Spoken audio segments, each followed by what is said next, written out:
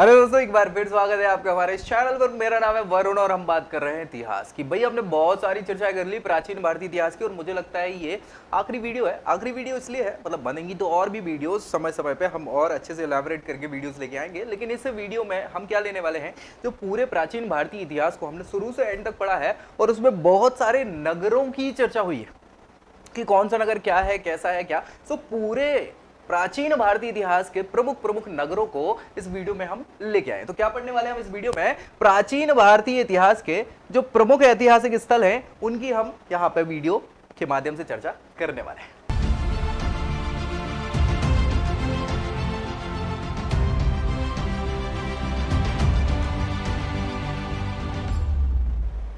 तो चलिए स्टार्ट कर लेते हैं भैया जल्दी जल्दी से। देखो यार, सबसे पहले ये नाम आपने सुना होगा अहिच्छत्र का। सुना है क्या अहिच्छत्र?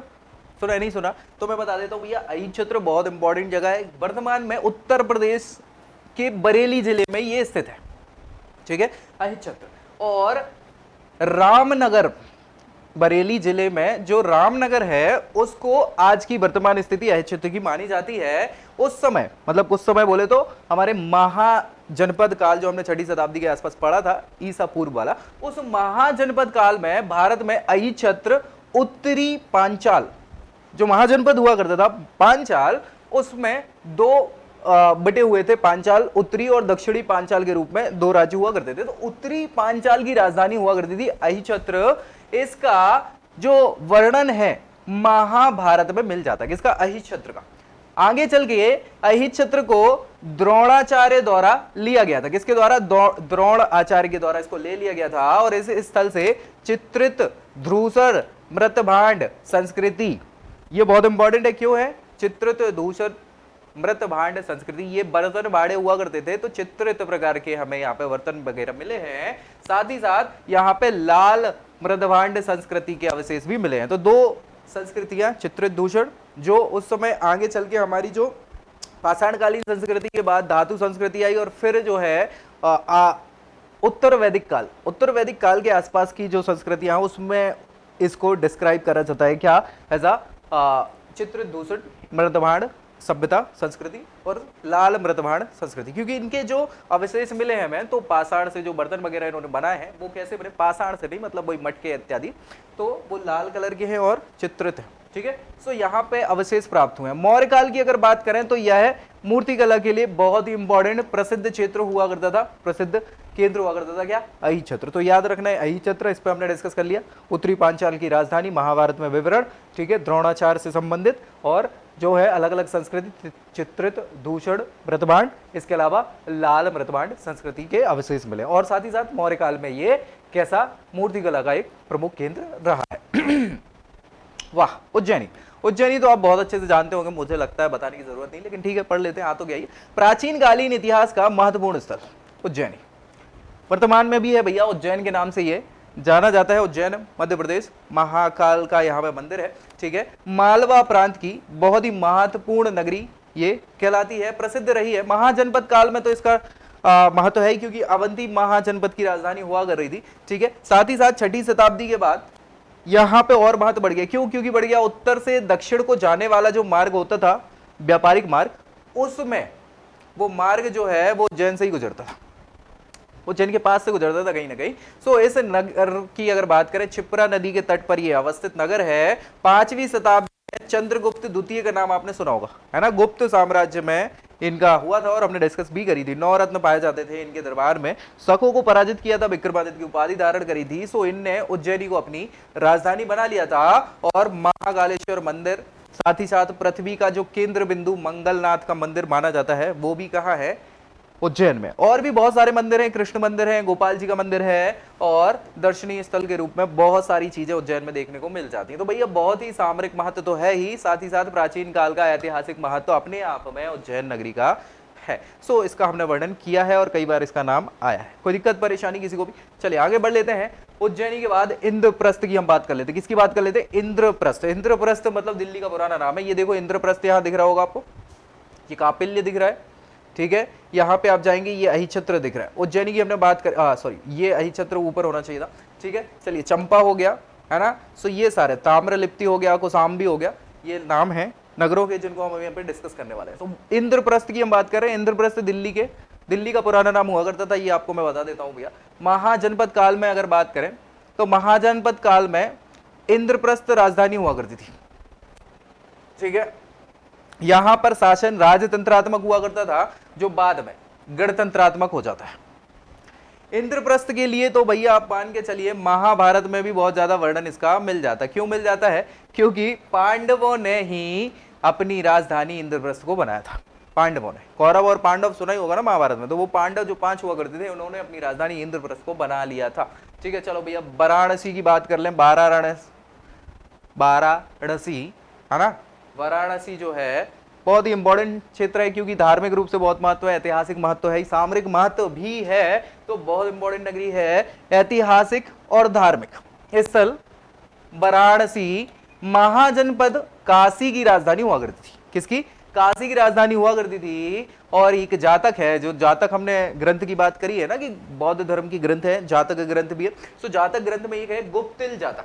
गुप्तिल जातक के अनुसार उस दौरान वाराणसी में 12 योजन क्षेत्र का विस्तार हुआ करता था। मतलब वाराणसी बहुत बड़ी नगरी हुआ करती थी। यहां पे वरुणा, क्या भैया? वरुणा और 80, वरुणा और 80 ये 2 नदियां थी, इनका संगम इसी जगह पे हुआ करता था। सो इसी के कारण वाराणसी इसका नाम पड़ गया, ठीक है भैया। इसका नामकरण वहां के राजा बानर के नाम पर किया गया था, ठीक है। 7वीं शताब्दी में यहां पर जनजीवन स्थापित होने के साक्ष्य मिल जाते हैं। वाराणसी को हिंदुओं की 7 पवित्र नगरियों में से एक माना जाता है। यहां पे बौद्ध धर्म, जैन धर्म, इनके केंद्र के रूप में भी इनका खूब महत्व रहा है। यहां पर विश्वनाथ शिव मंदिर, जिसको कहा जाता है विश्वनाथ का मंदिर, बहुत ही प्रसिद्ध तीर्थ के रूप में माना जाता है, ठीक है। 3री शताब्दी में वाराणसी सूती वस्त्रों के लिए भी प्रसिद्ध हुआ करता था, साथ ही साथ शिक्षा का केंद्र भी हुआ करता था। हिंदू विश्वविद्यालय, बनारस हिंदू विश्वविद्यालय, ये तो भैया बहुत प्रचलित है आज की अगर पढ़ाई की हम बात कर ले। सो इसकी तो हर जगह ख्याति फैली हुई है। भारतीय राष्ट्रीय कांग्रेस के रूप में भी यहाँ 21वां अधिवेशन, जिसमें गोपाल कृष्ण गोखले अध्यक्ष रहे थे, यही संपन्न हुआ था। धार्मिक, सांस्कृतिक, आर्थिक, राजनीतिक सारी गतिविधियों का केंद्र वाराणसी मिल जाएगा। तो इतिहास में इसका बहुत महत्व है अपने आप में, ठीक है भैया। तो मुझे लगता नहीं कि भूलोगे इसको, है ना। चले तो आगे बढ़ते हैं। वाराणसी के बाद मथुरा की भी बात कर लेते हैं, उसके पास में ही है मथुरा, है ना। मथुरा का क्या है? बहुत प्रसिद्ध है पेड़ा, है ना, हमने ऐसा सुना है। तो भैया श्री कृष्ण की लीला स्थली, श्री कृष्ण का नाम तो आपने सुना ही होगा, है ना। सो उनकी लीला स्थली के रूप में मथुरा बहुत प्रसिद्ध है। सूरसेन महाजनपद का आपने नाम सुना होगा महाजनपद काल में। सो उसकी राजधानी भी मथुरा हुआ करती थी। मथुरा प्राचीन काल से धार्मिक व्यापारिक केंद्र तो रहा ही है, साथ ही साथ इसका सामरिक महत्व है, बहुत इंपॉर्टेंट, अभी हम चर्चा करेंगे।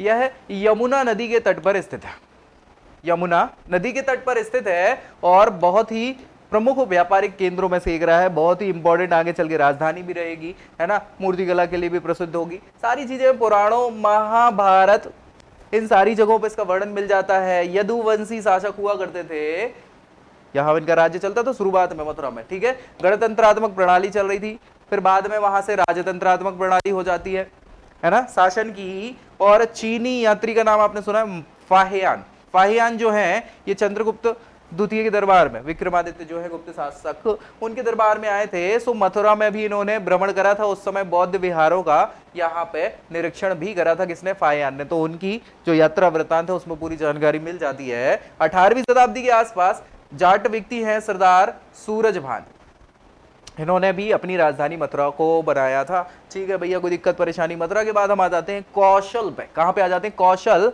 कुशल भारत, कौशल भारत, ऐसा कुछ नहीं, कौशल महाजनपद हुआ करता था भैया पूर्वी उत्तर प्रदेश। पूर्वी उत्तर प्रदेश में अवध का नाम आपने सुना होगा, सुना है क्या अवध का? अवध के नवाब हुआ करते थे बाजिद अली शाह, जिन पे भैया सहायक संधि थोपी गई थी, ऐसा याद है कि नहीं है? याद है ना। चलो पढ़ेंगे, डोंट वरी, आधुनिक भारत में हम पूरा डिस्कस करेंगे। तो भैया पूर्वी उत्तर प्रदेश के अवध क्षेत्र में ये जो महाजनपद चलता था, जिसको उस समय कौशल कहा जाता था, कौशल महाजनपद। सो महाजनपद कौशल की नगरी भी कौशल हुआ करती थी। पूर्वी क्षेत्र गंडक नदी और पश्चिमी क्षेत्र पांचाल दक्षिणी क्षेत्र सरपरा और उत्तरी क्षेत्र नेपाल, यानी कि इधर नेपाल है, यहां गंडक नदी है, नीचे आप जाओगे तो सरपरा है, और पश्चिम में आप जाओगे तो पांचाल महाजनपद लगता था, पांचाल, ठीक है, पांचाल। तो ये बीच वाला जो क्षेत्र है ये क्या था, कौशल हुआ करता था, ठीक है भाई साहब। चलिए, यहां भी समस्या ये थी कि यहां से बीचों बीच से सरयू नदी निकलती थी जो दो भागों में बांट देती थी कौशल को, उत्तरी कौशल और दक्षिणी कौशल, ठीक है। तो उत्तरी कौशल की राजधानी श्रावस्ती, बस्ती जिसको आजकल कहते हैं, अयोध्या इसके पास में ही है, सरयू नदी के किनारे पर राम जन्मभूमि के रूप में। दक्षिणी कौशल की राजधानी उस समय कुशावती हुआ करती थी, है ना।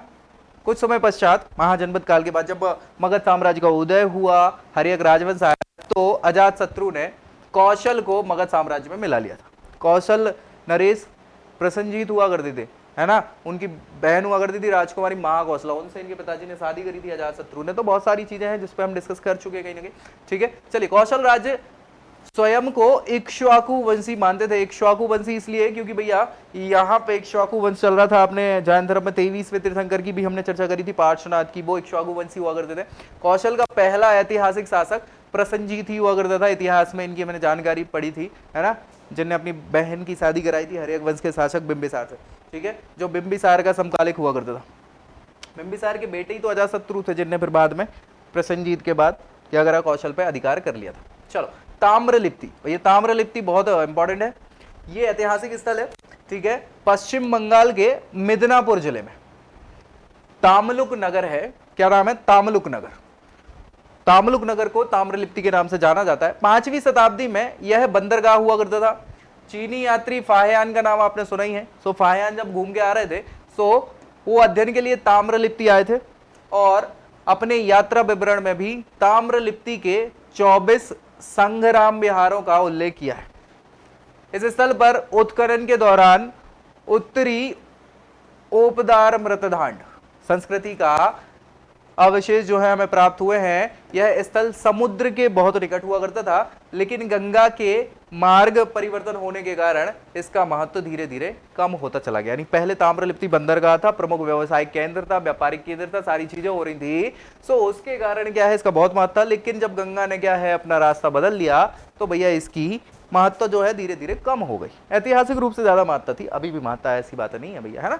चलिए, तो आगे बढ़ते हैं, चंपा की बात कर लेते हैं। अरे भैया, ये चंपा चमेली की बात नहीं है, ये चंपा उस समय का महाजनपद हुआ करता था, अंग महाजनपद, जो सबसे पूर्वी महाजनपद कहलाता था, उसकी राजधानी चंपा है। चंपा नदी हुआ करती थी जिसके किनारे पर यह नगर बसा था, जिसको चंपा कहा जाता था। और अंग राजकरण का नाम आपने जरूर सुना होगा महाभारत में, तो वो चंपा सबसे पहले मगध चंपा को ही अपने अधीन कर लेते हैं, ठीक है। प्राचीन कालीन भारत का सबसे प्रमुख महाजनपद अंग हुआ करता था, है ना, जिसकी राजधानी चंपा हुआ करती थी।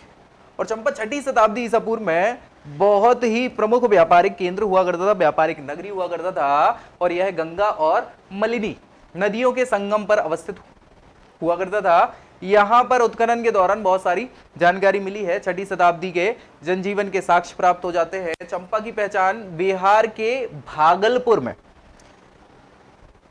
आसपास के क्षेत्र से करी गई। जैन धर्म के जो बासुपूज 12वें नंबर के तीर्थंकर हैं, इनकी जन्म स्थली भी चंपा नगरी मानी ही जाती है। चंपा शिल्प नगरी के रूप में भी बहुत ज्यादा ख्याति प्राप्त कर चुकी थी ऐतिहासिक काल में, अभी तो खैर कम है, कोई बात नहीं। बिहार में भागलपुर का नाम तो आप सभी जानते ही, ठीक है। सो नेक्स्ट आगे बढ़ते हैं। नेक्स्ट नगरी के रूप में कामपिल्लिका। कामपिल्लिका नाम सुना होगा आपने, कामपिल्य, है ना। सो कामपिल्य ये पश्चिमी उत्तर प्रदेश में, कहां पे भैया, पश्चिमी, पूर्वी उत्तर प्रदेश में कौशल था, पश्चिमी उत्तर प्रदेश में पांचाल के निकट में, पांचाल की राजधानी है कामपिल्य, ठीक है। तो पांचाल महाजनपद 2 भाग हुआ करते थे, एक उत्तरी पांचाल और दक्षिणी पांचाल कहते थे। तो दक्षिणी पांचाल की राजधानी कामपिल्य हुआ करती थी। कामपिल्य की अगर वर्तमान बात करें तो फर्रुखाबाद का आपने नाम सुना होगा, जो उत्तर प्रदेश में पड़ता है, जिला है फर्रुखाबाद, है ना। सो वहां पे ये कामपिल्य लोकेशन हुआ करती थी पहले। द्रौपदी का नाम आपने सुना होगा महाभारत में, है ना, जिनने शादी करी थी पांडवों से, वो पांचाल की ही कन्या हुआ करती थी। तो पांचाली उनको कहा जाता था, आपने सुना होगा, इसी के कारण उन्हें पांचाली भी कहा जाता था, ठीक है। महाभारत, बौद्ध धर्म के जो ग्रंथ है, जातक ग्रंथ, जैन धर्म के ग्रंथ, इन सारी ग्रंथों में बहुत अच्छे से कामपिल्य का वर्णन मिल जाता है बहुत सारी जानकारी, तो ऐतिहासिक रूप से काम के लिए भी बहुत इंपॉर्टेंट नगर हो जाता है। चलिए नेक्स्ट कौशाम्बी की बात कर लेते हैं भैया। कौशाम्बी तो आया है गौतम बुद्ध से जुड़ी हुई नगरी है भैया, ठीक है। कोशम इसको कहा जाता था, कौशाम्बी आगे चल के नाम बढ़ गया। वत्स का नाम सुना होगा आपने, वत्स, हे वत्स वाला वत्स नहीं, वत्स महाजनपद हुआ करता था। सो महाजनपद वत्स की राजधानी कौशाम्बी हुआ करती थी। आज की कंडीशन की बात करें तो इलाहाबाद का आपने नाम सुना होगा, जिसको प्रयागराज कर दिया गया है, उत्तर प्रदेश के समीप यह अवस्थित हुआ करती है। महाभारत के अनुसार कौशाम्बी को चेदियों ने बसाया था। किसने बसाया था? चेदियों ने। चेदी वंश हुआ करता था, चेदी वंश आपने सुना होगा, है ना। उत्कल में भी चल रहा था, उड़ीसा में चेदी वंश आपने नाम सुना होगा। खारवेल, कलिंग राज खारवेल, वो चेदी वंश से संबंधित, तो वो सारी चीजें। निचक्षु नामक शासक ने बाढ़ आ जाने के कारण कौशाम्बी को अपनी राजधानी बनाया था, और यहाँ विश्वविद्यालय भी है भैया, कौशाम्बी विश्वविद्यालय, जो शिक्षा का प्रमुख केंद्र हुआ करता था।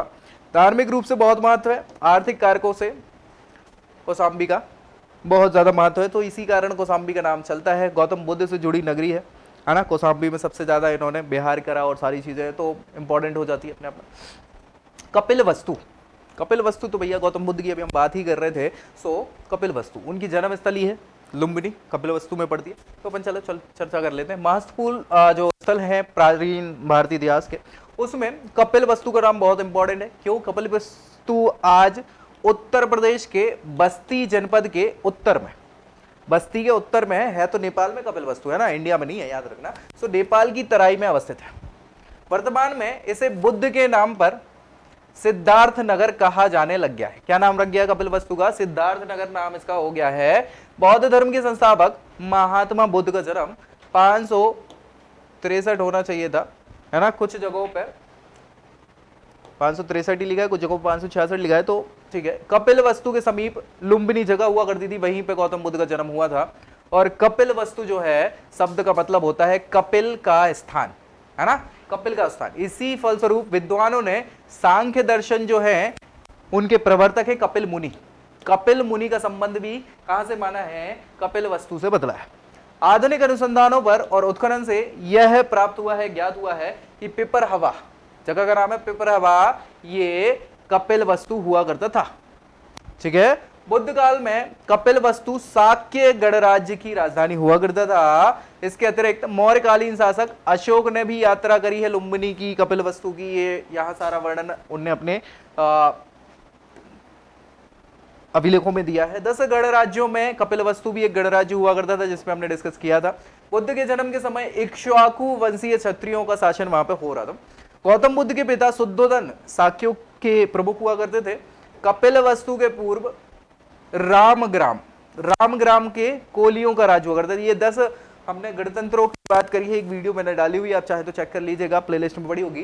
सो उन 10 गणतंत्रों में एक कपिल वस्तु तो था ही, बगल में रामग्राम के कोलिये, तो कोलिये का आपने नाम सुना होगा। कोलिये कन्या से विवाह होता है किसका? सिद्धार्थ का, है ना। यानी यशोधरा जो थी वो कोलिये कन्या हुआ करती थी। साक्यों और कोलियों के राज्यों में रोहिणी नदी बीच में पड़ जाती थी, जो विभाजक का कार्य कर रही थी। रोहिणी नदी के जल के बंटवारे पर दोनों में लड़ाई होती रहती थी, और एक बार बुद्ध ने स्वयं कपिल वस्तु जाकर इस विवाद को शांत भी करवाया था।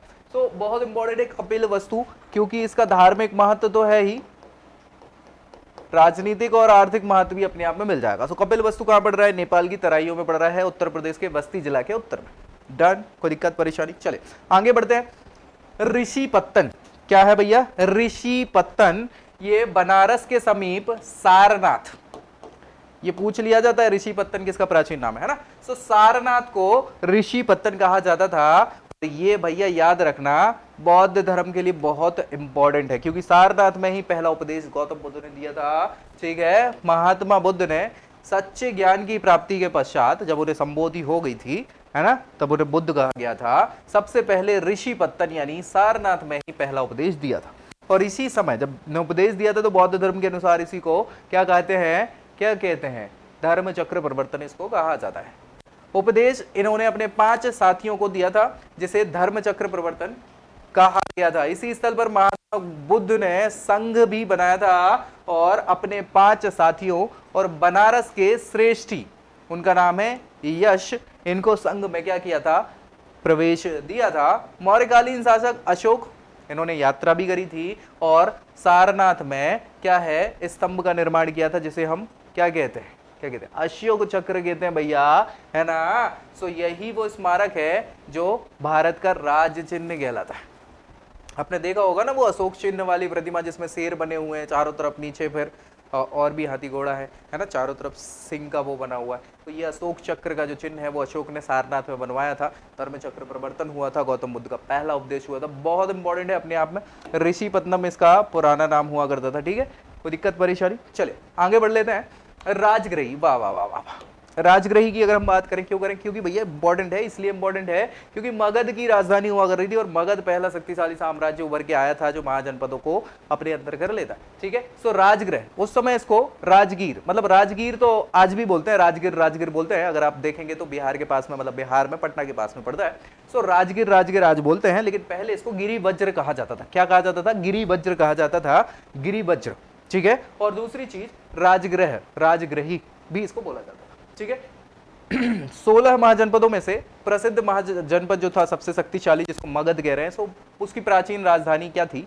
राजगृही ही हुआ कर रही थी। बाद में उदयन ने पाटलिपुत्र नगर बना लिया था, जिसको आज हम पटना कहते हैं। सो उस पर भी हम डिस्कस करेंगे, डोंट वरी। पाटलिपुत्र को इनने राजधानी बना लिया था, तो फिर राजगृही का अस्तित्व थोड़ा सा कम हो गया था, है ना। पाली साहित्यों में इसका बहुत ज्यादा उल्लेख मिल जाएगा। बिंबिसार, अजातशत्रु, ये दोनों हर्यक वंश के शासक हुआ करते थे। संस्थापक बिंबिसार थे, उनके पुत्र अजातशत्रु थे। इसके अलावा नंद वंश हो गया, शिशुनाग वंश हो गया। इन शासकों ने क्या करा है? खूब कोशिश करी है राजगृही के विकास की। आज भी आप जाएंगे तो अच्छी जगह है, पहाड़ियां हैं, 5 पहाड़ियों का नगर भी उसको कहते हैं। 5 पहाड़ियों के बिल्कुल बीचों बीच में घिरा हुआ ये नगर है, जो अपने आप में क्या करता था उस समय, रक्षा कर देता था राजधानी की। तो हमने इस पर डिस्कस भी किया है मगध वाले वीडियो में। बनारस से महात्मा बुद्ध ने धर्म प्रचार के लिए राजगृही में भी प्रवेश किया था। राजगृह भी ये आए थे अपने बिहार में, ठीक है। उन्होंने प्रबल विरोध का सामना करा था। क्यों करा था? क्या कर सकते हैं, उसके कारण अलग है। बिंबिसार, अजातशत्रु जैसे शासकों में बौद्ध धर्म को बाद में फिर स्वीकार भी कर लिया था। तो वर्तमान में राजगीर है, छोटा सा नगर, पटना जिले में अवस्थित है और 6ठी शताब्दी में बिंबिसार द्वारा इसका निर्माण कराया गया था, राजगीर का, ठीक है। वर्तमान में इसे गर्म जल के स्रोतों के लिए जाना जाता है। गर्म जल के सोते होते हैं ना, वो हॉट स्प्रिंग जिनको कहते हैं, पानी गरम गरम सा आता है जहां से, है ना, वो वाला, इसके लिए जाना जाता है। महात्मा बुद्ध का परिनिर्माण जब हुआ उसके पश्चात पहली बौद्ध संगीति जो होती है 483 ईस्वी में ही अजातशत्रु के द्वारा यहीं पर क्या किया जाता है? सर्पण नामक 7पर्णी गुफा बोलते हैं इसको, सप्तपर्णी गुफा, इसमें बौद्ध संगीति का आयोजन करवाया गया था, ठीक है। और इस अध्यक्षता इसमें महाकश्यप जो उनके शिष्य हुआ करते थे उन्होंने करी थी। किसने? गौतम बुद्ध के शिष्य ने। तो ये बहुत इंपॉर्टेंट है राजगृही, जिस पर हमने डिस्कस कर लिया। नेक्स्ट हम बात करेंगे किसकी बात कर लेते हैं? कुशीनगर की। वाह वाह वाह, कुशीनगर, कुशीनारा, ये क्यों इंपॉर्टेंट है? ये इसलिए इंपॉर्टेंट है कि यहाँ पे गौतम बुद्ध को परिनिर्वाण प्राप्त हुआ था, ठीक है। कुशीनगर की अगर हम बात करें तो उत्तर प्रदेश के देवरिया जिले में आजकल अवस्थित है ये, और कसिया कहा जाता है इसको, कुशीनगर को कसिया कहा जाता है। महात्मा बुद्ध को परिनिर्वाण हो गया था यहाँ पे, उनको परिनिर्वाण हो गया था। यहाँ पे क्या था कि वो आ रहे थे, बीमार तो थे ही, तो चुंद नामक एक सुनार व्यक्ति हुआ करता था। सुनार मतलब जो सोने का काम करता है। सो उसके घर पर भोजन करने को आमंत्रित किया गया। वो जाते हैं चुंद, और चुंद क्या करते हैं कि वहाँ ऐसा कहते हैं कि खीर वगैरह में कुछ मिला दिया था, जिसके कारण बाद में मृत्यु हो जाती है गौतम बुद्ध, ठीक है। राजधानी क्या है?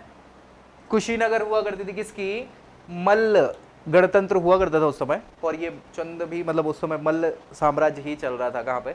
कुशीनगर में चल रहा था, ठीक है। मल्लों की वीरता की बहुत ज्यादा प्रसन्नता हुई है कहाँ पे? साहित्यिक स्रोतों में।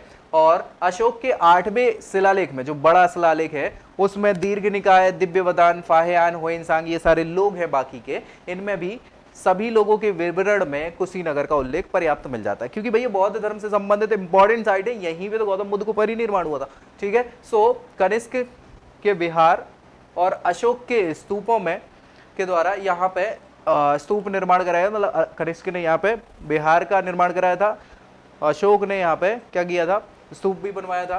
परिनिर्वाण चैत्य ये जगह है। गुप्तकालीन 20 फुट की महात्मा बुद्ध की मूर्ति भी इन्होंने गुप्तकाल में यहाँ पे बनवाई गई थी, जो उत्कृष्टतम नमूना है कला का, ठीक है।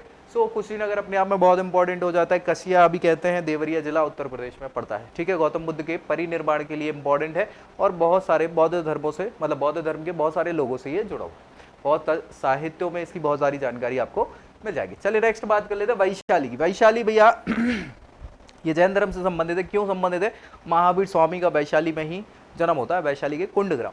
चलो देख लेते हैं। 16 महाजनपद, उसमें हमने बात करी 10 गणतंत्र, तो बढ़िया है। गणतंत्र राज्य हुआ करता था बज्जी, या इसको ब्रज्जी भी कहा जाता था। इस ब्रज्जी संघ में लिच्छवी वंश चलता था, शासन चलता था। लिच्छवी राजधानी जो थी वो वैशाली हुआ करती थी। लिच्छवी वंश की राजधानी वैशाली हुआ करती थी। ठीक है, बज्जी 8 गणराज्यों का समूह हुआ करता था। 8 अलग अलग समूह थे गणराज्यों के, उसका समूह बज्जी हुआ करता था, जो मगध के उत्तर में अवस्थित हुआ करता था। जैन धर्म के 24वें तीर्थंकर महावीर स्वामी का जन्म वैशाली के कुंडग्राम में होता है ना, कुंडग्राम में हुआ था। उनके पिताजी जो हैं सिद्धार्थ, ये बज्जी महाजनपद के गणराज्य के प्रमुख हुआ करते थे।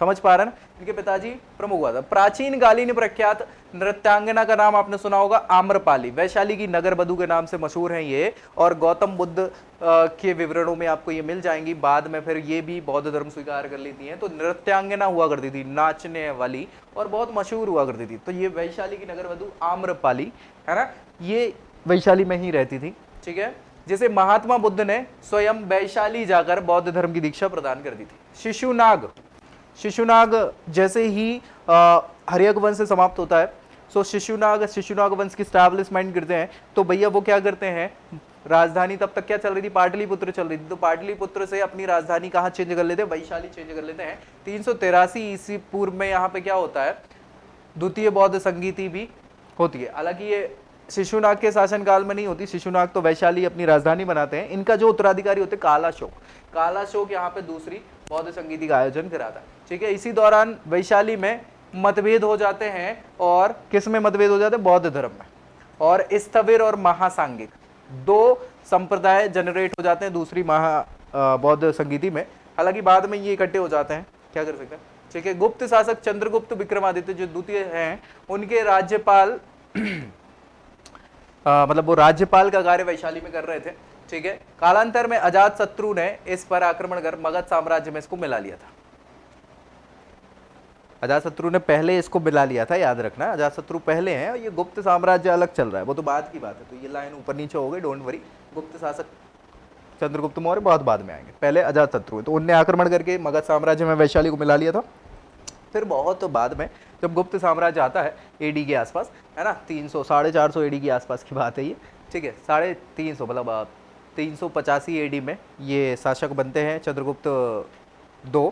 तो इनके पिताजी समुद्रगुप्त के समय में ये वैशाली के राज्यपाल हुआ करते हो। चल नेक्स्ट, पाटलिपुत्र। पाटलिपुत्र हमने जैसी चर्चा करी है, ये बहुत इंपॉर्टेंट है। आज पटना के नाम से मशहूर है ये जगह, है ना। सो आधुनिक पटना है जो बिहार की राजधानी है। 5वीं शताब्दी ईसा पूर्व में उदयन, उद्विन लिखा है, उदयन है, उदयन या उदयन इसको बोलते हैं। आर्यक वंश के ये शासक रहे हैं। ठीक है, सो अजातशत्रु के पुत्र रहते हैं। इन्होंने पाटलिपुत्र को बसाया था। फिर शेरशाह सूरी का नाम आपने सुना होगा, हम मध्यकालीन भारत की पूरी बात कर चुके हैं, सूरी की तो हमने बहुत अच्छे से बात करी हुई है। तो 16वीं शताब्दी में फिर से इसका पुनर्निर्माण करवा दिया था। पटना नामकरण इन्होंने करा था, क्योंकि बिहार में सासाराम के आसपास की टेरिटरी इनकी हुआ करती थी, तो उसको इन्होंने डेवलप करा दिया था। ठीक है, पटना नाम इनने ही रख दिया था। और गंगा और सोन नदी ये संगम है पटना में। ठीक है, पाटलिपुत्र ये अवस्थित वहीं पे है, गंगा और सोन नदी के संगम पर। ठीक है, मेगास्थनीज ने अपनी इंडिका में वर्णन किया है पाटलिपुत्र का, जिसको बोला है 9 मील, यानी 9.2 लिखा है वो, यानी 15.2 किलोमीटर के आसपास लंबा और 8 मील चौड़ा ये नगर हुआ करता था, मतलब 1 किलोमीटर चौड़ा, सॉरी। ठीक है, नगर की सुरक्षा के लिए लकड़ी की 4 दीवारी बनाई गई थी। पूरा 4 दीवारी से नगर को सुरक्षित किया गया था, जिसमें छोटे छोटे छेद हुआ करते थे। छेदों से क्या करते थे, तलवारें वगैरह, अपन भाला वगैरह अगर कोई बाहर से अटैक करे देखने के लिए, सारी चीज। ठीक है, नगर में प्रवेश के लिए 64 द्वार बने हुए थे पाटलिपुत्र नगर में, और इस नगर की प्रशंसा बहुत सारे यूनानी लेखकों ने भी करी है। फाहियान इस महल को देवताओं द्वारा बनाया गया हुआ बताता है। फाहियान कब आया था, चंद्रगुप्त द्वितीय के समय में, है ना, बाद में आया था। अशोक के शासनकाल में तीसरी बौद्ध संगीति जो है वो यही पाटलिपुत्र में आयोजित करी गई थी, इनकी अध्यक्षता में। अध्यक्षता थी यहाँ पे मोगली पुत्र तिष्य की। भारतीय जो यवन शासक थे मिलांडर का नाम आपने सुना होगा, है ना। सो मिलांडर और उड़ीसा के खारवेल शासक हुआ करते थे, जो हमने बात करी है, चेदी वंश के शासक हुआ करते थे। इन दोनों ने पाटलिपुत्र पर आक्रमण करा और इसके अलावा शुंग कण्व वंश के शासकों की राजधानी भी यही रही है, मगध में। ठीक है, तो पाटलिपुत्र बहुत इंपॉर्टेंट है अपने आप में। चले नेक्स्ट हम बात करेंगे पावापुरी की। किसकी बात करेंगे? पावापुरी। पावापुरी इसलिए इंपॉर्टेंट है क्योंकि जैन धर्म के जो 24वें तीर्थंकर है उनका यहाँ पे निर्माण हो जाता है। ये आपने तक्षशिला का नाम यहाँ देख लेना, श्रावस्ती देख लिया, ठीक है, पिप्पलवन का नाम देख लिया, कुशीनगर का नाम देख लिया, पावापुरी ये है, वैशाली ये है, हाँ, राजगृही ये है, पाटलिपुत्र।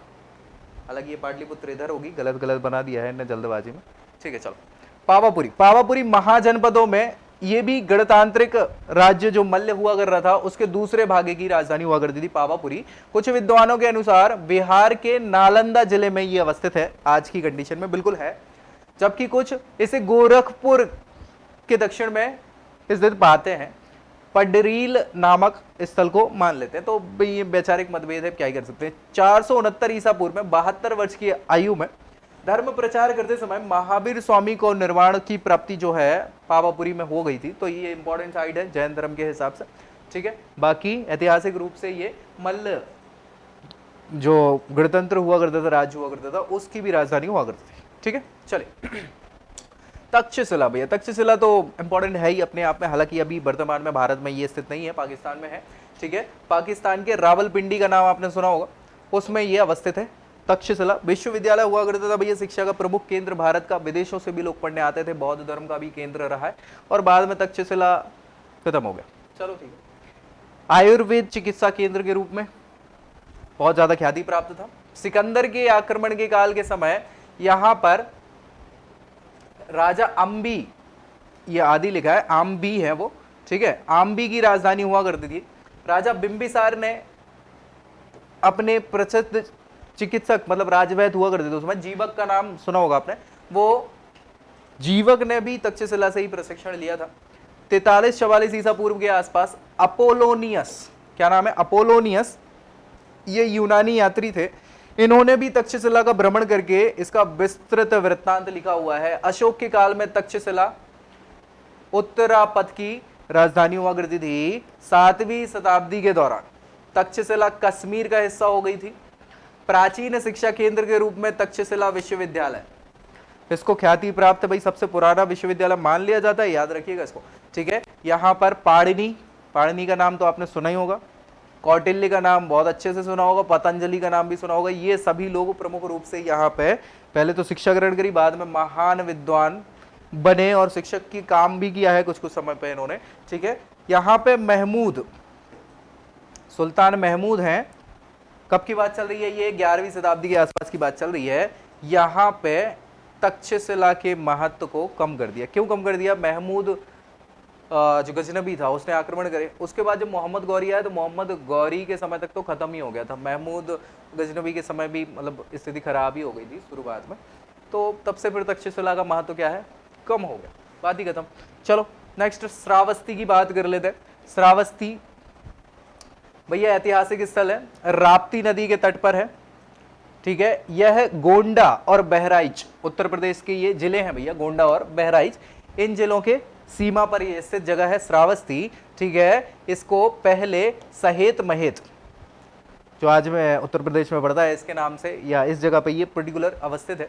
उत्तरी कौशल की राजधानी हुआ करती थी श्रावस्ती, ठीक है। और साकेत या अयोध्या नाम तो सुना ही होगा, इसमें स्थानांतरित हो गई थी श्रावस्ती, ठीक है, मतलब उत्तरी कौशल की राजधानी।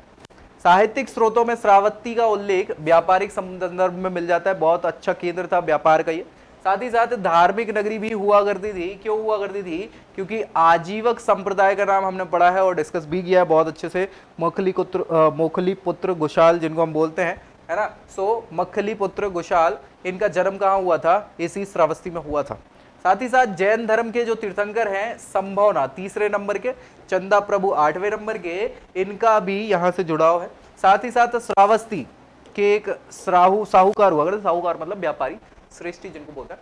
सो अनाथ पिंडक, ये व्यक्ति विशेष का नाम है, साहूकार का नाम है। इन्होंने एक जैतवन का महाविहार बौद्ध संघ जो है दान में दिया था, ठीक है। और बौद्ध धर्म के प्रवर्तक महाबुद्ध जो महात्मा बुद्ध हैं, उन्होंने श्रावस्ती की यात्रा भी करी थी, यहाँ पे भी उपदेश दिए हैं, ठीक है। कोई दिक्कत परेशानी, तो बहुत इंपॉर्टेंट साइट्स हो गई। नालंदा आया है बिहार में ही है अगेन, और ये कुमार गुप्त ने बसाया था, विश्वविद्यालय इसको बनवाया था, शिक्षा का प्रमुख केंद्र बनाया था। बाद में भैया इसको बख्तियार खिलजी जो है वो जला के राख कर देते हैं, ठीक है। चलो समझते हैं। वर्तमान नालंदा बिहार जो है जिला ही बन गया है नालंदा। नालंदा बौद्ध धर्म का 5वीं 6वीं शताब्दी में बहुत ही प्रसिद्ध शिक्षा का केंद्र रहा है। चीनी यात्री हुएनसांग आए थे भैया, और नालंदा में भ्रमण करके उनकी बहुत प्रशंसा भी करी। हुएनसांग के अनुसार गुप्त सम्राट नरसिंह गुप्त बालादित्य, इन्होंने नालंदा में एक सुंदर मंदिर का निर्माण कराया, जिसमें 20 फीट ऊंचे तावे की बुद्ध प्रतिमा की स्थापना भी करी गई। साथ ही साथ नालंदा में शिक्षा ग्रहण करने के लिए उस समय चीन, जावा, श्रीलंका, तिब्बत, इन सारी जगहों के विद्यार्थी आते थे, और बौद्ध धर्म की महायान शाखा का अध्ययन यहाँ पे विशेष रूप से किया जाता था। नालंदा विश्वविद्यालय भवन 9 मंजिलों का हुआ करता था, 9 मंजिल हुआ करती थी उस समय भैया, ठीक है। सुमात्रा के शासक ने यहाँ पर भी एक बिहार का निर्माण कराया था। बिहार मतलब बौद्ध बिहार की बात करें, ठीक है। चले नेक्स्ट बात करते हैं मगध की। मगध तो भैया अपने आप में एक महाजनपद था और साम्राज्य भी बनेगा। प्राचीन काल में मगध जो था, उस समय की बात करें तो आज का जो बिहार का पटना है और गया जिला है ना, उस समय ये मगध के नाम से फेमस थे, ये जनपद के रूप में थे। महाजनपद काल में अंगुत्तर निकाय ये बौद्ध ग्रंथ है, जिसमें बताया गया है कि 16 महाजनपदों में से अधिकतर महाजनपद जो भी थे वो मगध साम्राज्य के अधीन हो गए थे। प्राचीन भारत में मगध उत्तर भारतीय राजनीति का एक प्रमुख केंद्र रहा है, राजधानी रहा है, मतलब राजधानी क्या, साम्राज्य रहा है। राजधानी तो भैया उसकी पाटलिपुत्र या राजगृह ही रही है। हर्यक वंश, हर्यक वंश के बाद शिशुनाग वंश, शिशुनाग के बाद नंद वंश, नंद के बाद फिर मौर्य हो जाएंगे, सुंग हो जाएंगे, कड़भ हो जाएंगे। तो इनने यहाँ पे महत्वपूर्ण भूमिका का निर्वहन किया। मगध की 2 राजधानियां हुआ करती थी, एक तो राजगृही शुरुआत में जिस पे हम डिस्कस कर चुके हैं, पाटलिपुत्र, पटना जिसको आज हम बोलते हैं, दोनों की हमने बात कर ली है। महाभारत में, पुराणों में, इन सब में मगध के इतिहास की जानकारी मिल जाती है, क्योंकि भैया शुरुआती तौर पर बहुत इंपॉर्टेंट था मगध अपने आप में ही। इसके अलावा बौद्ध धर्म हो गया, जैन धर्म हो गया, महावीर स्वामी इत्यादि, इन्होंने भी बिंबिसार के समय में मगध का जो शासक हुआ करता था, इनके समय काल में ही रहे। तो दोनों रिलेटिव भी रहे हैं। रिलेटिव मतलब एक प्रकार से क्षत्रिय वंश के होने के कारण बाकी की सारी चीजें, ये महावीर तो बहुत ही इंपॉर्टेंट हो जाते हैं, क्यों, क्योंकि वो बहुत ज्यादा रिलेटिव हो जाते हैं, मौसी मौसा जी या मामा वगैरह बिंबिसार रहते हैं। 4वीं शताब्दी में मगध साम्राज्य का विस्तार बढ़ के कहाँ तक हो गया था, हिंदू कुश पहाड़ी तक हो गया था, पश्चिम में मतलब पाकिस्तान को पार कर गया था, ठीक है। कलिंग तक पहुंच गया था, उत्तर पे पूर्व में कहाँ पे, उड़ीसा, जिसको कलिंग अभी कहा जाता है। और पहली बौद्ध संगीति जो है 300 AD के आसपास चंद्रगुप्त मौर्य के समय में भी यहाँ पे मगध में, मगध साम्राज्य के अंतर्गत पटना में, पाटलिपुत्र में करी गई थी, ठीक है। सो बहुत इंपॉर्टेंट है मगध साम्राज्य, ये तो हमने डिस्कस बहुत अच्छे से कर ही लिया था। महिष्मति, महिष्मति, वाह वाह वाह, जय महिष्मति, ये वो बल्लाल देव वाली वो मूवी नहीं है, बाहुबली वाली महिष्मति, ये महिष्मति महाजनपद हुआ कर रहा था। दक्षिण भारत में, जो दक्षिण भारत नहीं मतलब उत्तर दक्षिण बीच का ही है, अवंती महाजनपद का नाम आपने सुना होगा। सो अवंती महाजनपद जो है 2 भागों में बटी थी, एक उत्तरी और एक दक्षिणी, है ना। सो दक्षिणी, उत्तरी की राजधानी तो उज्जैनी हुआ कर रही थी, उज्जैनी, और दक्षिणी की राजधानी क्या हो रही थी उस समय, वो महिष्मति हो रही थी। महिष्मति मतलब उस समय अगर हम बात करें तो ओमकारेश्वर के आसपास, मतलब जो खंडवा खरगोन वाला स्थित है वहां पर, ठीक है। 6वीं शताब्दी ईसा पूर्व में जनजीवन यहाँ पे बस चुका था। बुद्ध काल में अवंती में चंड प्रद्योत ये शासक हुआ कर रहे थे। चंड प्रद्योत से युद्ध करते हैं कौन, कौन युद्ध करते हैं, मगध में हर्यक वंश के शासक बिंबिसार, और फिर ये बीमार हो जाते हैं तो अपना जीवक जो राजवैद्य है उससे इनका इलाज करवाते हैं, फिर दोस्त हो जाते हैं, तो वो सारी चीजें, ठीक है। उज्जैनी के अस्तित्व में आते ही इसका महत्व कम होने लग गया, और इसके नाम में नगर प्रशासन में व्यापारिक निगमों की महत्वपूर्ण भूमिका हुआ कर रही थी। इंपॉर्टेंट साइट है, लेकिन जब उज्जैनी का विकास हो गया ना भाई, तो फिर इनकी स्थिति डबाडोल हो गई। महिष्मति का थोड़ा सा कम नाम होने लग गया, क्योंकि व्यापारिक मार्ग भी वहीं उज्जैन से ही गुजर के जाता था, सारी चीजें वहीं थी, राजधानी भी वही हो गई थी, तो इंपॉर्टेंस ही किसको मिल रही, उज्जैनी को मिल रही है, महिष्मति को कम मिली, और इसलिए थोड़ा सा विकास कम होगा, ठीक है। कोई दिक्कत नहीं है, नाम है काफी है। प्रतिष्ठान, प्रतिष्ठान यानी पैटर्न की बात कर रहे हैं, साउथ में हम बात पहुंच रहे हैं। एकमात्र जो अंतिम हमारा 16 महाजनपदों में सबसे दक्षिण का अस्मक महाजनपद हुआ करता था, तो वो भैया उसकी राजधानी प्रतिष्ठान या पैटर्न हुआ करती थी। और बहुत इंपॉर्टेंट रही है, सातवाहन वंश जब स्टार्ट होगा तो उसकी राजधानी भी प्रतिष्ठान रहेगी। साउथ का ये एक नगर है। चलिए देख लेते हैं। प्राचीन कालीन प्रतिष्ठान की पहचान वर्तमान में औरंगाबाद महाराष्ट्र जिला जो है औरंगाबाद, उसका पैटर्न जो है, पैठन है एक्चुअली, वो पैठन के रूप में की गई है। यह उत्तरी गोदावरी घाटी में अवस्थित जगह है, नगर है। ठीक है। महाजनपद कालीन भारत में अगर हम बात करें तो प्रतिष्ठान अस्मक महाजनपद की राजधानी हुआ करता था और दक्षिण से उत्तर की ओर जाने वाले व्यापारिक मार्ग जिसको दक्षिणापथ कहा जाता था उस पर अवस्थित हुआ करता था। मौर्योत्तर काल से इसका अधिक व्यापारिक महत्व हो गया था। क्यों? क्योंकि व्यापार तब फैलने लग गया था और सातवाहनों की राजधानी भी ये रहा है। जब बाद में भैया मगध को खत्म करेंगे सातवाहन, तो सातवाहन इंपॉर्टेंट हो जाते हैं। ये वाला है पूरा क्षेत्र और ये प्रतिष्ठान हो जाएगा। ठीक है, कोई दिक्कत परेशानी? हमने ये देख ही लिया, ये सांची है, ये महिष्मती है, ओदंतपुरी की बात कर रहे थे, मुंगेर की बात कर ली थी, मगध की बात कर ली थी।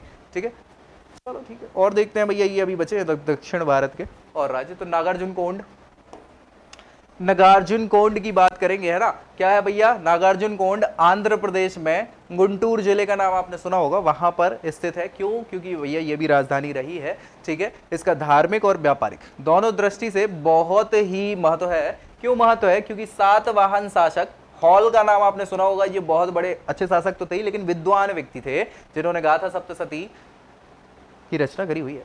सो भैया उन्होंने नागार्जुन कोंड में बौद्ध विद्वान नागार्जुन से, नागार्जुन का नाम सुना ही होगा आपने, है ना, बौद्ध विहार का निर्माण कराया था। और बौद्ध धर्म की महायान शाखा का प्रमुख केंद्र दक्षिण भारत में नागार्जुन कोंड हुआ करता था। यह शंख की कटाई के लिए, शंख मतलब आप देखो ना, शंख बजाते हैं, वो वाला शंख की कटाई करने के लिए यहाँ पे जो उद्योग धंधे हैं वो उससे संबंधित ज्यादा विकसित है भैया। ठीक है, तो नागार्जुन कोंड बहुत इंपॉर्टेंट है। सातवाहन वंश, हॉल, बौद्ध, महायान शाखा, डन, कोई दिक्कत? चलो आगे बढ़ लेते हैं। अपरांत का नाम सुना होगा भैया, ये अपरांत का नाम बार बार आया और कई बार हमने डिस्कस भी किया है। क्या है? ये कोंकण के आसपास वाला क्षेत्र है। चलिए देख लेते हैं। ठीक है, सो प्रसिद्ध धार्मिक स्थल है ये अपरांत।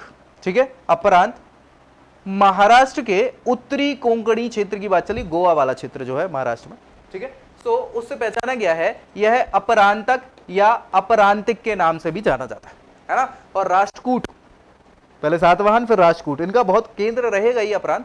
गौतमी पुत्र सातकर्णी का नाम तो सुना ही होगा आपने। सातकर्णी बहुत इंपॉर्टेंट है, ये सबसे शक्तिशाली शासक हैं सातवाहन वंश के।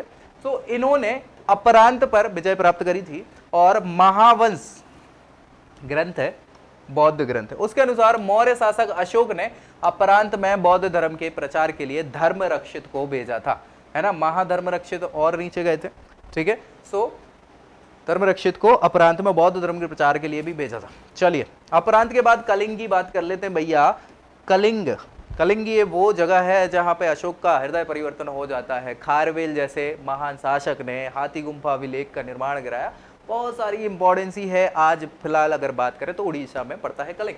ठीक है, सो पूर्वी समुद्र तटीय क्षेत्र जो है महानदी और गोदावरी नदियों के बीच का क्षेत्र कलिंग कहलाता है। वर्तमान में उड़ीसा की कलिंग के रूप में पहचान की गई है। उड़ीसा ही कलिंग है। ठीक है, अशोक ने अपने राज्याभिषेक के 8वें वर्ष पे, उसका राज्याभिषेक 269 ईसा पूर्व में होता है और 8 वर्ष बाद यानी 261 ईसा पूर्व में ये कलिंग पे चढ़ाई कर देते हैं और इस युद्ध में लाखों लोग मारे जाते हैं, जिसके बाद इनका हृदय परिवर्तन हो जाता है। ठीक है, इस भयंकर युद्ध के फलस्वरूप क्या कर सकते हैं, कलिंग के युद्ध के बाद हृदय परिवर्तन अशोक कर लेते हैं और भैया वो चंड अशोक से धर्म अशोक बन जाता है। तभी से धम्म के स्वरूप को स्थापित किया और कालिदास ने रघुवंश और महाभारत में कलिंग का विवरण मिलता है। कालिदास की रघुवंश एक कृति है। कृति क्या है भैया? महाकाव्य है। ठीक है, सो महाभारत में भी कलिंग का वर्णन मिल जाता है। कलिंग पर चित्रांगद का शासन उस समय हुआ करता था महाभारत काल में।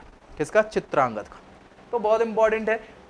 चेदी वंश चलेगा आगे और खारवेल, राजा खारवेल, हाथी गुम्फा अभिलेख, ये भी इंपॉर्टेंट है जो मैंने आपको यहाँ पे जोड़ दिया है। इसमें ओदंतपुरी महाविद्यालय है, मतलब बौद्ध विहार है और शिक्षा का केंद्र है, जिसको पाल वंश बनाएंगे। चलो देख लेते हैं। प्राचीन शिक्षा का केंद्र, बौद्ध धर्म की प्रख्यात स्थली ओदंतपुरी बिहार में है।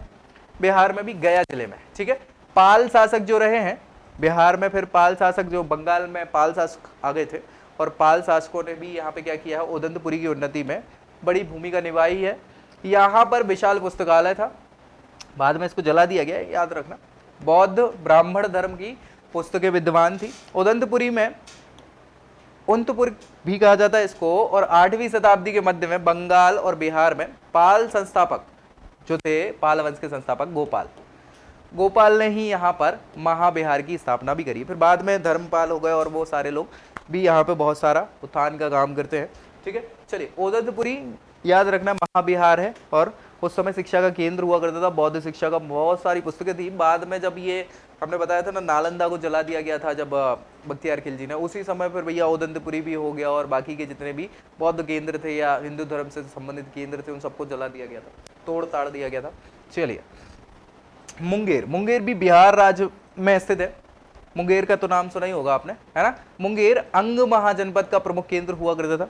ठीक है, मुंगेर को चंद्रगुप्त ने स्थापित करा था, और धार्मिक और पर्यटन की दृष्टि से अच्छा केंद्र है। कलहगांव, क्या नाम है, कलहगांव का मंदिर, मंदार पहाड़ी, नारी गुफा, ये देखने योग्य चीजें हैं यहाँ पे मुंगेर में। चलिए सांची की बात कर लेते हैं भैया। सांची तो मध्य प्रदेश में स्टैब्लिश है। भारत का सबसे बड़ा स्तूप जो है बौद्ध धर्म का वो यहीं पर बना है। बौद्ध कालीन स्थिति है, तीर्थ स्थल तो है ही बौद्ध धर्म का, है ना। सांची वर्तमान मध्य प्रदेश के रायसेन जिले में अवस्थित है, और बौद्ध कालीन शिल्पकला के प्राचीन कालीन सभी साक्ष्य यहाँ पे विद्यमान है। 3 स्तूप बहुत इंपॉर्टेंट है सांची के, बाकी बन तो बहुत सारे गए हैं लेकिन 3 है। एक बड़ा है, सबसे बड़ा, इसकी ऊंचाई 16 मीटर की है, 16.4 मीटर की, और व्यास जो है 365 मीटर का। इस स्तूप के 365 नहीं है, 36 मीटर है, सॉरी 36.5 मीटर, है ना। इस स्तूप के तोरण द्वार मतलब जो प्रवेश द्वार होता है ना, वो तोरण द्वार पर बुद्ध के जीवन की झलक दिखाई जाती है। हालांकि ये तोरण द्वार जो है, इसका निर्माण जो है वो शुंग काल में, वो पुष्यमित्र शुंग के समय में। ठीक है, अन्य 2 स्तूप हैं जो इनके 2 शिष्य हुआ करते थे, है ना, उनके हैं। इनका निर्माण भी मौर्य शासक अशोक ने करवाया था, आपने नाम सुना होगा। इनके शिष्यों के बारे में हमने डिस्कस भी किया था। तो ये 2 शिष्यों के हैं, और बड़ा जो स्तूप है उसमें गौतम बुद्ध की कुछ अवशेष तो नहीं है, ऐसा कहा जाता है, कुछ उनके बर्तन वगैरह है। ठीक है, तो चलिए ये बहुत इंपॉर्टेंट हो जाएगा। महाबलीपुरम का नाम तो आपने सुना ही होगा। दक्षिण भारत में धार्मिक और पर्यटन दृष्टि से, धर्म, स्थापत्य और पर्यटन, इन तीनों दृष्टि से मशहूर महाबलीपुरम, ये तमिलनाडु में स्थित है, तमिलनाडु में कोरोमंडल तट पर। ठीक है, इस नगर का प्राचीन नाम मामल्लपुरम हुआ करता था, मामल्लपुरम, जिसे नरसिंह वर्मन ने बनाया था। कब बनवाया था? 625 से 45 के आसपास, यानी कि 20 साल लग गए थे इसको स्टैब्लिश करने में। यह है सप्त पेगोड़ा ये मंदिर है, जिसके नाम से इसको प्रसिद्धि प्राप्त है। चट्टानों को काटकर बनाए गए मंदिर है। सौर मंदिर यहाँ का प्रसिद्ध मंदिर है। तो मामल्लपुरम या महाबलीपुरम जिसको अभी कह रहे हैं, ये इंपॉर्टेंट साइड है। दक्षिण में कांची का नाम सुना होगा, कांचीपुरम का नाम आपने सुना होगा, ये भी इंपॉर्टेंट है। हिंदुओं की 7 पवित्र नगरियों में से एक कांची भी थी। समुद्रगुप्त के इलाहाबाद स्तंभ लेख में इसका पहला ऐतिहासिक उल्लेख मिल जाता है। कांची को वर्तमान में कांजीवरम भी कहा जाता है। कांजीवरम की साड़ियां बहुत फेमस है भैया। ठीक है, प्राचीन काल में पल्लव राजवंश जो हुआ करता था उसकी राजधानी के रूप में कांची हुआ कर रही थी, है ना। चलिए 640 में हुएनसांग जब आया था, कहाँ आया था? अरे भैया वो भारत ही आया था ना, हर्षवर्धन के शासनकाल में। उसको हरा दिया गया था। किसके द्वारा हरा दिया गया था? किसके द्वारा हरा दिया गया? उस समय चालुक्य नरेश हो रहे थे, है ना। सो चालुक्य नरेश पुलकेशिन द्वितीय ने हरा दिया था। तो चालुक्य नरेश के दरबार में यहाँ पे चालुक्य पल्लव, है ना, पल्लव नरेश नरसिंह वर्मन द्वितीय ने किसको हरा दिया था? इसको हरा दिया था। तो उसकी मृत्यु हो गई थी 642 में, है ना, पुलकेशिन द्वितीय की। भैया ये वहाँ चलेगा पल्लवों को, और उन्होंने कांची घूमा तो भैया फिर इसके बारे में वर्णन किया। ठीक है, सो कांची के लिए भ्रमण किया था, और हुएनसांग की यात्रा विवरण के अनुसार प्राचीन काल में कांची 5-6 मील के घेरे में बसी हुई एक नगरी हुआ करती। 5-6 मील समझ रहे हो ना, लगभग मील होता है 1.5 किलोमीटर के आसपास का। विशाल नगरी थी। प्रसिद्ध बौद्ध आचार्य धर्मपाल, उनकी जन्मस्थली भी कांची हुई थी और हुआ करती थी। शिक्षा और निवास की दृष्टि से वैष्णव धर्म के आचार्य रामानुज का नाम आपने सुना होगा। रामानुज, ये कांची से इनका गहरा संबंध रहा है। और कैलाशनाथ का मंदिर सबसे ज्यादा प्रसिद्ध है कांची में। ठीक है, चलिए मदुरई आया है, मदुरा बोलते हैं, मदुरई आपने नाम सुना होगा, आजकल मदुरई चलता है। और शुरुआत में, बिल्कुल शुरुआत में भैया संगम साहित्य जो है यहीं पे रचे गए थे, पांड्य राजधानी भी हुआ कर रही थी। प्राचीन भारत के दक्षिणी प्रदेश का मदुरै नगर पहली शताब्दी में पांड्य राज्य की राजधानी हुआ कर रहा था। कौटिल्य के अर्थशास्त्र में मदुरा के सुंदर सूती वस्त्रों और मोतियों का वर्णन भी किया गया है। इसमें अनेक भव्य मंदिर हैं, जिनमें सुंदेश्वर, मीनाक्षी, मतलब सुंदेश्वर का मंदिर और मीनाक्षी देवी का मंदिर, ये बहुत इंपॉर्टेंट मंदिर है मदुरै में। ठीक है, सो बहुत इंपॉर्टेंट साइट हो गई मदुरई आपकी। नेक्स्ट हस्तिनापुर, हस्तिनापुर की बात करें तो भैया हस्तिनापुर को प्रसिद्ध नगरों में गिना जाता है। उस काल में हस्तिनापुर पांडवों की राजधानी हुआ करता था। नाम तो सुना ही होगा हस्तिनापुर, पांडवों का भी तो सुना ही होगा महाभारत काल में। हस्तिनापुर के अवशेष मेरठ उत्तर प्रदेश के मवाना क्षेत्र के आसपास मिलते हैं। हस्तिनापुर में चित्रित दूषण मृदवांड और लाल मृदवांड, ये दोनों संस्कृति के अवशेष मिल जाते हैं। ठीक है, सो हस्तिनापुर बहुत इंपॉर्टेंट है, आज भी हस्तिनापुर चलता है। कावेरी पत्तनम, अच्छा एक काम करेंगे भैया, दो तीन और अपन नाम देख लेते हैं, फिर अपन बहुत सारे हैं क्योंकि, तो अपन नेक्स्ट वीडियो में इसको कंटिन्यू कर लेंगे, नहीं तो लंबी हो जाएगी वीडियो, है ना, आप लोग भी परेशान हो जाए। चलिए कावेरी पत्तनम, कावेरी पत्तनम भी दक्षिण भारत में है ना, कावेरी पत्तनम आप देख पा रहे होंगे, ये देख रहे हो कावेरी पत्तनम दक्षिण में। तो इस प्राचीन स्थल को प्रहार के नाम से भी जाना जाता है। वर्तमान में तमिलनाडु के सियासी ताशुदा में कावेरी नदी के तट पर यह अवस्थित है। कावेरी पत्तनम संगम युद्ध में, संगम युग का नाम आपने सुना ही होगा, उसमें चोल राजाओं की राजधानी हुआ करता था। पेरिप्लस ऑफ द इरीथियन सी में कावेरी पत्तनम का उल्लेख मिलता है महत्वपूर्ण बंदरगाह नगर के रूप में, और तृतीय शताब्दी में कावेरी पत्तनम व्यापारिक केंद्र या व्यापारिक बंदरगाह के रूप में मशहूर हुआ करता था। ठीक है, चलिए नेक्स्ट बात करेंगे कामरूप की। कामरूप मतलब आप समझ रहे हैं असम को कहा जाता था उस समय कामरूप। ठीक है, सो असम जिले महाभारत में जिसको प्राग ज्योतिषपुर कहा जाता था, पुराणों में कामरूप कहा गया, तो इसीलिए है। ऋग्वैदिक काल से ही कामरूप का अस्तित्व बना है, और पौराणिक काल में असम पर अधर्म और असुरों का शासन हुआ करता था। गुप्त सम्राट समुद्रगुप्त ने अपनी इलाहाबाद प्रशस्ति में कामरूप का उल्लेख भी किया है। साथ ही साथ 13वीं शताब्दी में अहोम जाति, अहोम विद्रोह भी होता है, अहोम जाति के लोग होते हैं, इसी से फिर असम बनता है। ठीक है, सो इन लोगों ने इस क्षेत्र पर विजय प्राप्त कर ली और 600 वर्षों तक शासन करा। कितने वर्षों तक? 600 वर्षों तक शासन किया। पौराणिक काल में कामरूप प्राग ज्योतिषपुर का प्रसिद्ध राजा जो हुआ करता था वो नारकासुर हुआ करता था। क्या नाम है? नारकासुर। ठीक है, ईसा की 4वीं शताब्दी में कामरूप पर पुण्यवर्मा का शासन हो गया, और उसी दौरान समुद्रगुप्त ने कामरूप पर आक्रमण किया। इसका वर्णन इलाहाबाद की प्रशस्ति में मिल जाता है। ठीक है, सो आक्रमण में क्या हुआ, पुण्यवर्मा जो था उसने समुद्रगुप्त के सामने आत्मसमर्पण कर दिया था। ठीक है, और क्या ही है, ब्रह्मपाल ने कामरूप में तीसरे हिंदू राजवंश की स्थापना भी करी थी। कामरूप में भैया कामाख्या देवी का मंदिर भी है, बहुत प्रसिद्ध है, इंपॉर्टेंट है असम में। चलिए प्रयाग की बात कर लेते हैं। गंगा यमुना के संगम को प्रयाग कहते हैं, है ना।